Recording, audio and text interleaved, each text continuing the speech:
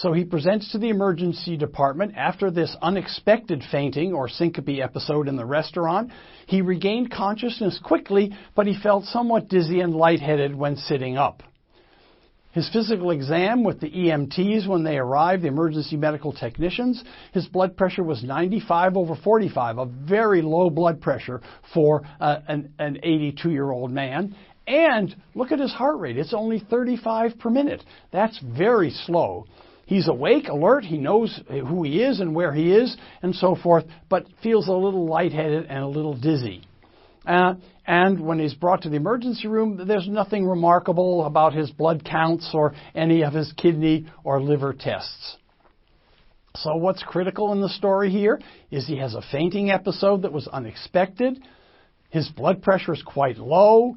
His heart rate is quite low, but fortunately, he doesn't look like he's had a stroke or anything terrible like that. And here's his electrocardiogram. Please take a look at this.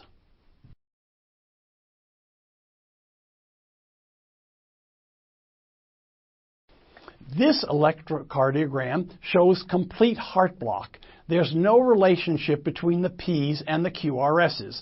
See the little normal strip there? PQRST, PQRST, PQRST.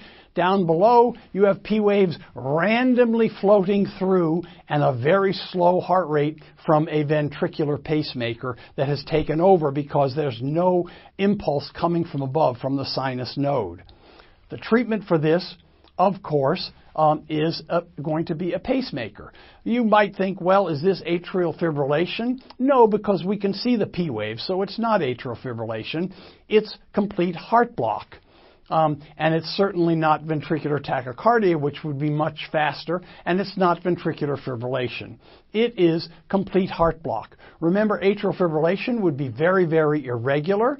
Ventricular tachycardia would be very fast with wide complexes on the QRS complexes, and ventricular fibrillation would be chaotic electrical activity. So the only diagnosis that makes sense here is a complete heart block, a failure of the conduction system, which is not uncommon in 82-year-olds, and the treatment is a permanent pacemaker, and he should do fine with a permanent pacemaker that would set him back to having a normal heart rate and a normal heart blood pressure.